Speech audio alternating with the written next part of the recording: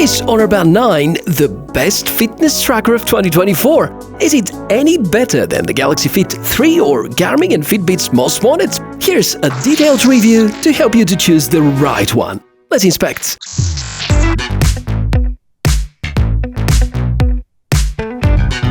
For the record, this is called Honor Band 9, and right next to it we have the Huawei Band 9. Yes, there are certain similarities, but at the same time I've come across a lot of different features and options of both, and in this video I really want to expose all the strong and the weak sides of the Honor Band 9, compare it against some of the closest rivals and competitors, and of course help you to make an educated choice whether that's the right fitness tracker for you. Great to meet you, by the way. On the channel we inspect a lot of cool and interesting tech. I'm the TechMishka and invite you to subscribe here for more cool tech inspections.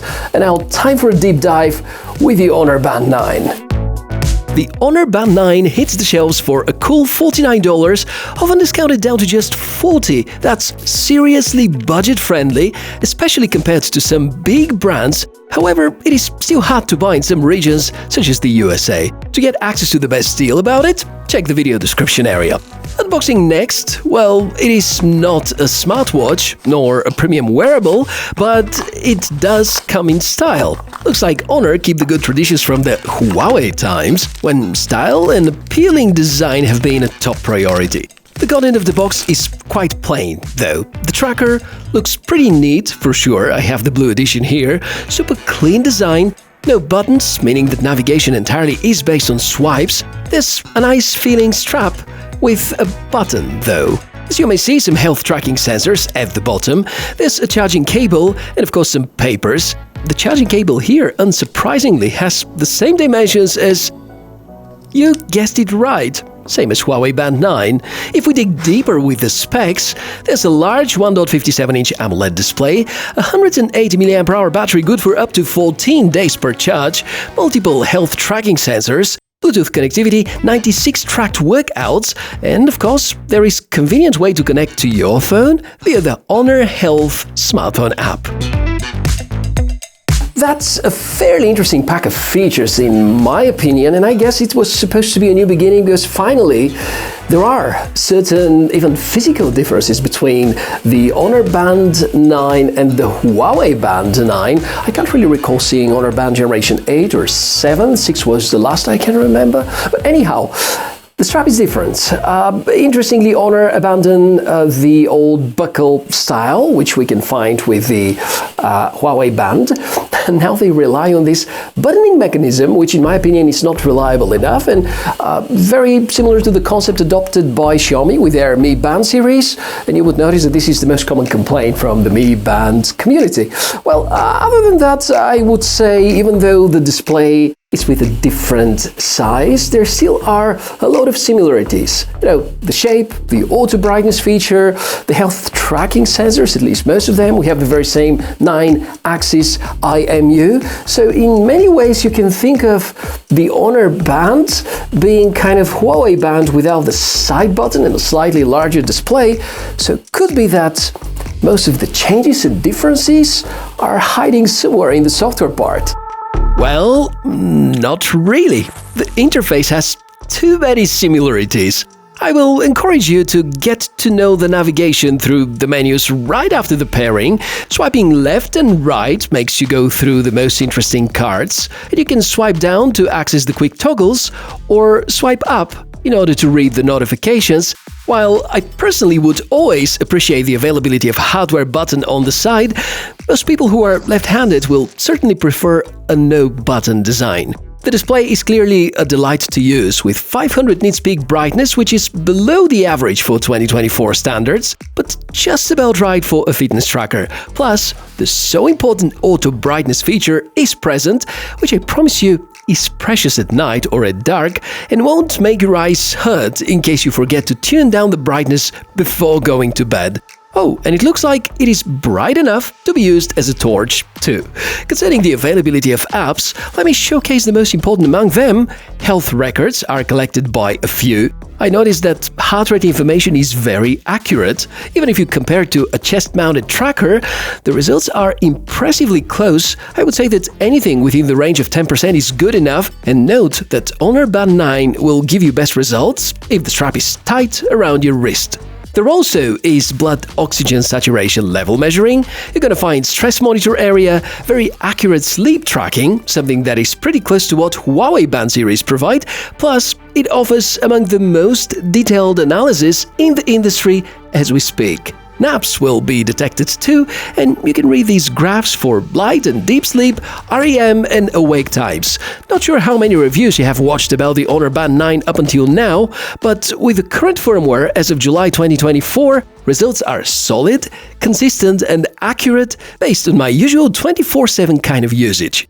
Being a fitness-dedicated tracker, Honor Band 9 will, of course, not skip the workout tracking. The most commonly used types are to be found on the list, and you can add more and remove these that are not frequently accessed.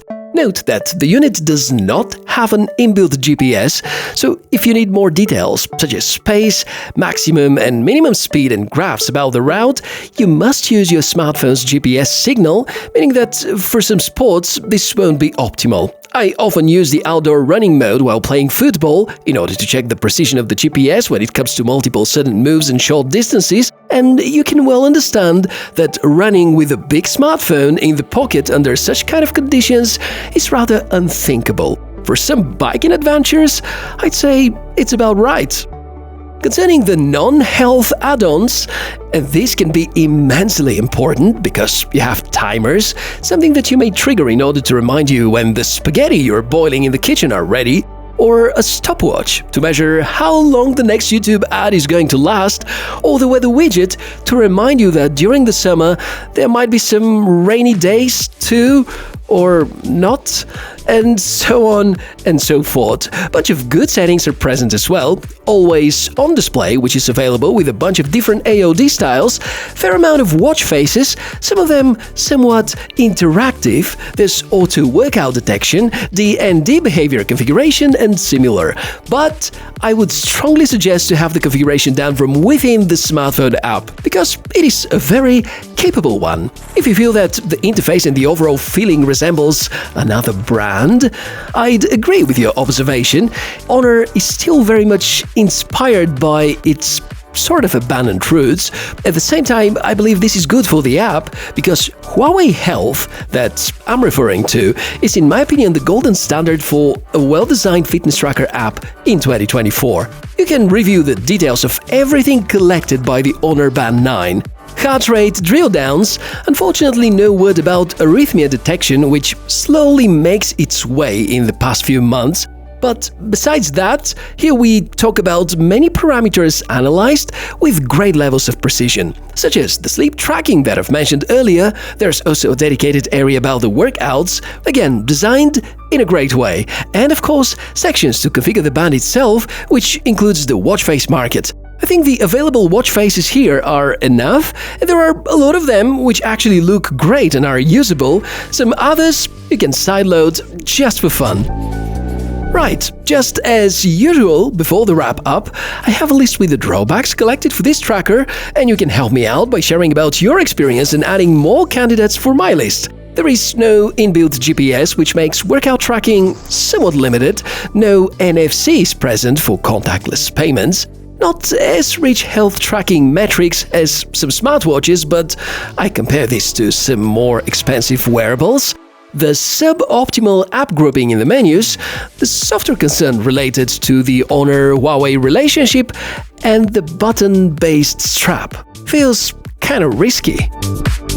That's gonna be a pretty tough to make summary because I'm left with mixed feelings over here. On one side, for $40 to $50, that's very easy to recommend. A smartwatch-like feeling and experience, doesn't have a GPS apparently, and of course some of the features are not as good as some of the more expensive wearables, but if you want to stay away from Huawei as a brand, I think the Honor Band 9 could be a very good escape, covering probably 70 to 80% of the features.